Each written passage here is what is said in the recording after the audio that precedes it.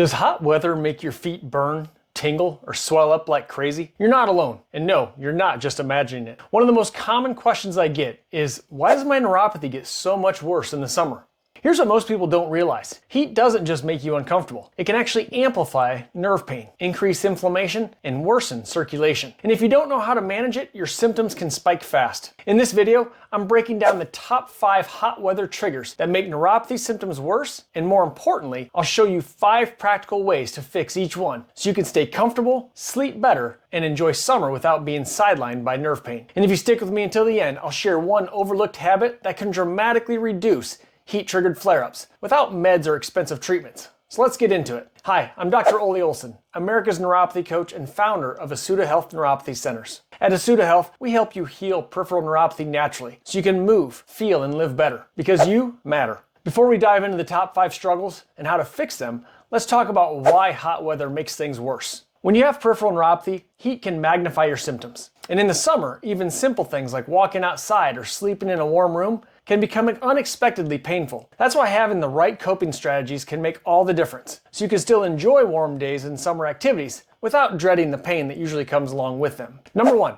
Increased symptoms in heat. One of the most common struggles for people with peripheral neuropathy in hot weather is a sudden spike in symptoms. The heat doesn't just warm the body, it actually overstimulates the already damaged nerves. That means more burning, tingling, numbness, and sharp pain can show up fast, even after just a few minutes outside. What starts as a simple walk to the mailbox can quickly become something that you regret. To calm things down, start by cooling your feet directly. Soaking them in cool, not ice cold, but just cool water for about 10 to 15 minutes can help settle the nerve signals and reduce that burning sensation. Another helpful step is using a portable fan or a damp cooling towel on your neck or ankles when you're outside. These small adjustments help your body stay regulated and keep your nerves from reacting to those rising temperatures. When you apply this consistently, you'll notice fewer flare-ups throughout the day. You'll feel more at ease being outdoors, knowing that your body isn't going to punish you for stepping into the heat. That kind of relief brings confidence back and gives you a small but meaningful sense of control over your condition. Number 2, circulation issues. Hot weather can make circulation problems even worse, especially in the legs and feet, areas already affected by peripheral neuropathy. When it's warm, blood vessels expand, which often leads to swelling. But if your circulation is already compromised, that extra fluid doesn't move efficiently. It begins to pool in the lower limbs, making your feet feel like heavy, stiff, and even painful. For someone already dealing with damaged nerves, the pressure and swelling can make it feel like you're walking on bricks. To ease this, try elevating your legs for 15 to 20 minutes, a few times a day. This simple shift helps the fluid drain back toward the heart and reduces swelling. You can also try ankle pumps, gently flexing and pointing your toes while seated to keep blood flowing without putting stress on your joints. These small changes can quickly reduce the pressure in your feet, making walking less painful and your legs feel lighter. Even a little decrease in swelling can make a noticeable difference in your comfort and mobility, helping you stay active without paying for it later. Number 3, sleep disruption.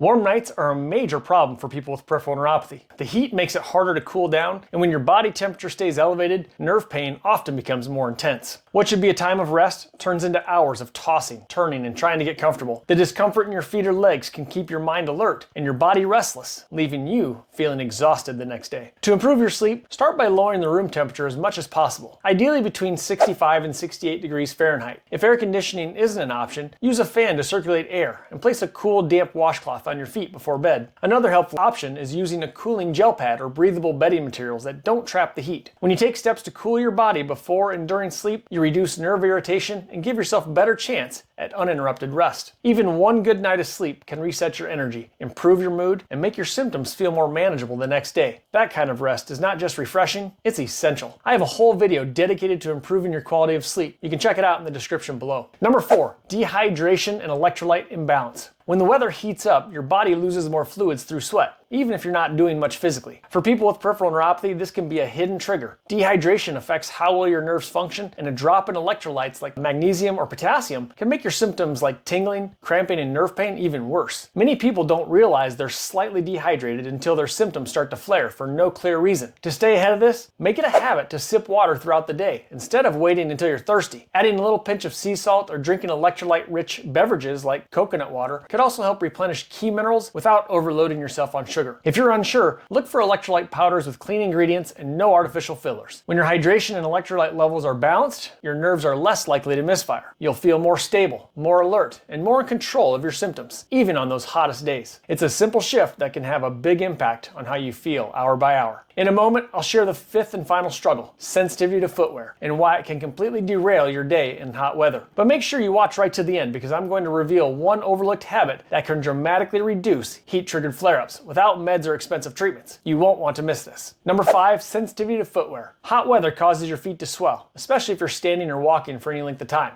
And for people with peripheral neuropathy, even a small change in how your shoes fit can lead to major problems. What feels like slight pressure to someone else can feel like stabbing, burning, or intense discomfort when your nerves are hypersensitive. The wrong footwear can turn a short outing into a painful ordeal, and the effects can linger for hours or even days. To reduce this, avoid tight or narrow shoes in the summer. Instead, choose footwear that's wide, breathable, and cushioned, something that gives your feet space to expand without friction. If you prefer sandals, make sure they offer arch support and don't let your foot slide around. Look for soft materials and adjustable straps so you can customize the fit. When your feet are supported but not squeezed, you reduce irritation to sensitive nerves. That means less discomfort during the day, fewer flare-ups at night, and more confidence in your ability to move around without pain creeping in. Something as simple as better fitting shoes can completely change how your day goes. Now, here's your bonus cooling tip. The one overlooked habit that can dramatically reduce heat-triggered flare-ups? Here it is. The one simple habit that often gets overlooked, but can make a major difference in managing neuropathy symptoms during hot weather. Daily cooling rituals. Just like you brush your teeth or stretch in the morning. Building a routine where you intentionally cool your body, especially your feet, can help regulate nerve activity and prevent flare-ups before they even start. This could be a short morning foot soak, using a cooling gel before putting on shoes, or even taking 5 minutes midday to elevate your feet in a cool room with a fan blowing on them. Most people only react once the symptoms get bad, but by making cooling part of your daily rhythm, you create a buffer between your nerves and the heat. Over time, this small habit leads to more consistent comfort, better mobility, and fewer symptom spikes without needing to rely on medication or expensive treatments. It's simple, it's free, and it works. By watching this video, you now understand why hot weather and summer days can feel so much harder when you have peripheral neuropathy. It's not just in your head. Heat really does make symptoms worse, and it can take a toll on your comfort, sleep, and everyday life. Now, I know it's easy to feel overwhelmed when you get a lot of information at once. That's why I want you to know I've got your back. I created this channel specifically for people who are living with peripheral neuropathy and want real strategies that make life easier. So here are some final tips on how to actually implement what you learned today. First thing, I highly recommend creating a daily cooling ritual. It can take as little as 5 minutes and still make a big difference. Do it at the same time each day, maybe in the afternoon when you get home, and set a daily reminder on your phone so it becomes a consistent habit. Over time, this one simple routine can help prevent flare-ups before they even start. As for the other strategies, use them based on what you're dealing with that day. If symptoms spike or your feet feel swollen, go back to the cooling and circulation techniques. For sleep issues, hydration, or footwear discomfort, pick one of the solutions at a time so it doesn't feel like too much at once. Small steps really do add up. You've got this. And by applying even one or all of these strategies, you can reduce flare-ups, feel more in control, and actually enjoy your summer days without fear of pain holding you back. Now,